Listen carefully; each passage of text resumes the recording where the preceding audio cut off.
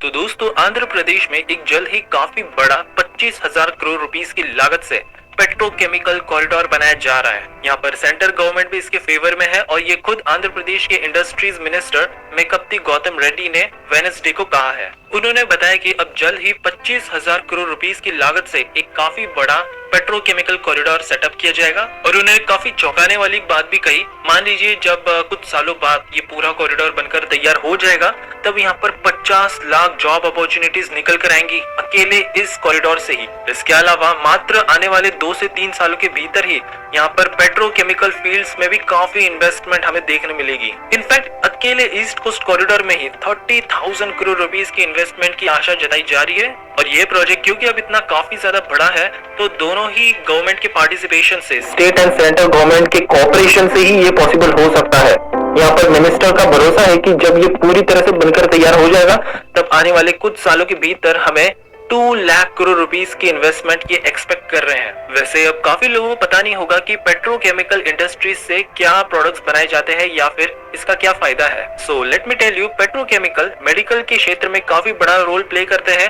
When it comes to disposable syringes या फिर कोई भी प्लास्टिक की बोतल हो गई तो उस टाइम पर हमें पेट्रोकेमिकल प्रोडक्ट से ही ये सब मिलता है, बिकॉज आफ्टर ऑल प्लास्टिक भी एक पेट्रोकेमिकल प्रोडक्ट है। इसके अलावा फिनॉल, फिर इंसेक्टिसाइड्स जो हम यूज करते हैं तो वो भी एक पेट्रोकेमिकल का ही प्रोडक्ट है। अब पेट्रोकेमिकल काफी लोगों को पता नहीं होगा लेकिन इसे फूड में भी डाला जाता है एज अ प्रिजर्वेटिव ताकि उस फूड की शेल्फ लाइफ को बढ़ाया जा सके। इनफैक्ट कई रिपोर्ट्स में तो ये भी बताया गया है कि जो चॉकलेट्स या फिर कैंडीज है आपको पेट्रोकेमिकल मेंशन भी मिल जाएगा। इनफैक्ट हाउस होल्ड आइटम्स भी अगर आप देख लो, हाउस होल्ड प्रोडक्ट्स जैसे कि perfume, safety glass, shampoo, wax, contact lens, crayons, ऐसे तमाम चीजें हैं जहां पर पेट्रोकेमिकल्स का यूज किया जा रहा है। सो अगर ओवरऑल देखा जाए तो ऑलमोस्ट हर सेक्टर में ही पेट्रोकेमिकल प्रोडक्ट्स का यूज किया जा रहा है, चाहे वो एग्रीकल्चर हो, केमिकल्स ऑफ फूड हो, house hold, anything. End of course petroleum के लिए भी यूज किया जा रहा है एज अ फ्यूल। अब यहाँ पर 25,000 करोड़ रुपीस की एक भारी लागत से ये कॉरिडोर को डेवलप किया जा रहा है इन आंध्र प्रदेश।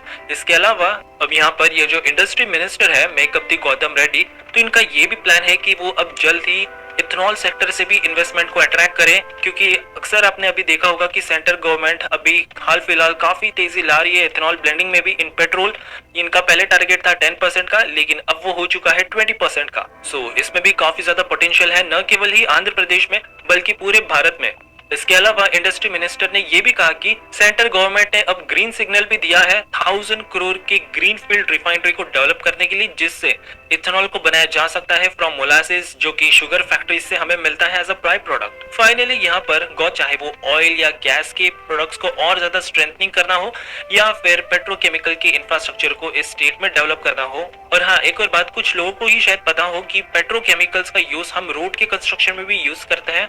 यहाँ पर बिटुमेन के फॉर्म में, जैसे आपने देखा होगा बिटुमेन के रोड में अक्सर हम डांबर का यूज करते हैं, तो ये भी एक पेट्रोलियम का ही प्रोडक्ट है। सो अगर ये इंडस्ट्री बूस्ट होती है तो ऑलमोस्ट आप कह सकते हो कि काफी सारे इंडस्ट्रीज, चाहे वो इंफ्रास्ट्रक्चर से हो या फिर पेट्रोकेमिकल, हाउस होल्ड, सभी इंडस्ट्रीज की इकोनॉमिक ग्रोथ यहाँ पर होती है और इससे एम्प्लॉयमेंट जनरेशन भी काफी तेजी से होता है। और जैसा कि मिनिस्टर एक्सपेक्ट कर रहे हैं कि 2 लाख करोड़ की इन्वेस्टमेंट निकल कर आएगी, तो अब इंडिया में लिथियम आयन सेल मैन्युफैक्चरिंग को लेकर एक काफी बड़ी अपडेट निकल कर आ रही है। दरअसल सरकार की 18,100 करोड़ रुपीस की PLI scheme for lithium ion cell manufacturing के लिए काफी सारी बड़ी बड़ी कंपनी सामने निकल कर आई हैं, जिनमें शामिल है Adani group, Tata chemicals, Larsen and Toubro, Reliance और एक जॉइंट वेंचर कंपनी भी है which is led by Japan Suzuki motor corps. वैसे आपको याद होगा कि अप्रैल के महीने में यहाँ पर यूनियन मिनिस्टर नितिन गडकरी जी ने एक काफी बड़ी स्टेटमेंट दी थी। उन्होंने कहा था कि नंबर 1 इलेक्ट्रिक व्हीकल का मैन्युफैक्चरर होगा पूरे वर्ल्ड में, क्योंकि हमारी ऑटो सेक्टर आने वाले समय में इतनी बड़ी हो जाएगी। इसके अलावा उन्होंने एक और काफी इंपॉर्टेंट बात कही थी कि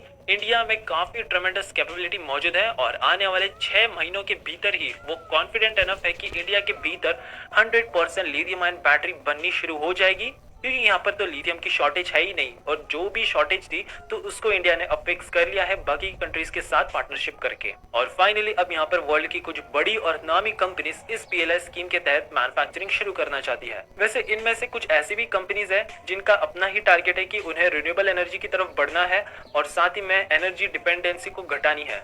जैसे कि रिलायंस इंडस्ट्री हो गया, इनका टारगेट है कि 2035 तक उन्हें नेट जीरो कार्बन एमिटर बनना है। इसके बाद फिर अडानी, आपने देखा ही होगा रिसेंटली उन्होंने काफी बड़ी बड़ी डील्स क्रैक की है related to renewable energy, specially solar. एक तौर से हम कह सकते हैं कि अब ये जो manufacturing of lithium ion cells है, इन्हें एक अपॉर्चुनिटी दे रही है कि एग्रेसिवली पुश कर पाए अपने प्लान्स को, वो एडवांस कर पाए। और जिस तरह से आपने देखा होगा कि लिथियम आयन बैटरीज की कॉस्ट भी अब धीरे धीरे कम होती जा रही है और यहाँ पर इंडिया को एक काफी एज मिल जाती है, एक अपॉर्चुनिटी मिल जाती है, क्योंकि इंडिया में मैन्युफैक्चरिंग कॉस्ट डेफिनेटली काफी ज्यादा लो हो जाती है compare to any other countries. But definitely हाँ, यहाँ पर चाइना एक काफी टफ कॉम्पिटिटर है इंडिया के लिए।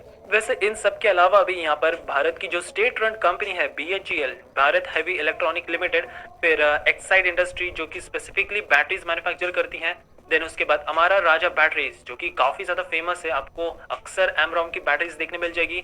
इसके अलावा ग्रीनको ग्रुप्स, रिन्यू पावर, ऐसी तमाम कंपनीज ने भी अपने इंटरेस्ट जाहिर किए हैं। तो यहाँ पर सरकार का भी साफ साफ विजन है कि ये जो अब PLI स्कीम है 18,100 करोड़ रुपीस की, तो इसके तहत इन्हें इंडिया के भीतर 45,000 करोड़ रुपीस की इन्वेस्टमेंट को अट्रैक्ट करना है। इसके साथ ही इनका ये भी टारगेट है कि जल्द ही इंडिया को ग्लोबल मैन्युफैक्चरर बना दिया जाए of electric vehicles with in a decade. वैसे इस साल की शुरुआत में ही टाटा ने काफी बड़ी खबर दी थी कि उनकी काफी बड़ी lithium ion battery manufacturing plants वो धौलेरा सिटी में बना रहे हैं। और अब यहाँ पर TDS lithium ion battery Gujarat private limited के स्पोक्स पर्सन ने भी कहा कि अब यहाँ पर हमारी ये जो ज्वाइंट वेंचर होने वाली है बिटवीन सुजुकी, टोशिबा, डेंसो, तो पहली बार हम लिथियम आयन सेल्स की मैन्युफैक्चरिंग स्टार्ट करेंगे इंडिया के भीतर, और वो सभी पॉसिबिलिटी, सभी तरीके को आजमा लेंगे अपनी प्रोडक्शन कैपेसिटी को और तेजी से ग्रो करने के लिए। ओवरऑल हम कह सकते हैं कि जब कंपनी फाइनली अपनी मैन्युफैक्चरिंग शुरू कर देगी, देन ओनली हम कह सकते हैं कि this is the first company to start lithium ion cell manufacturing in India.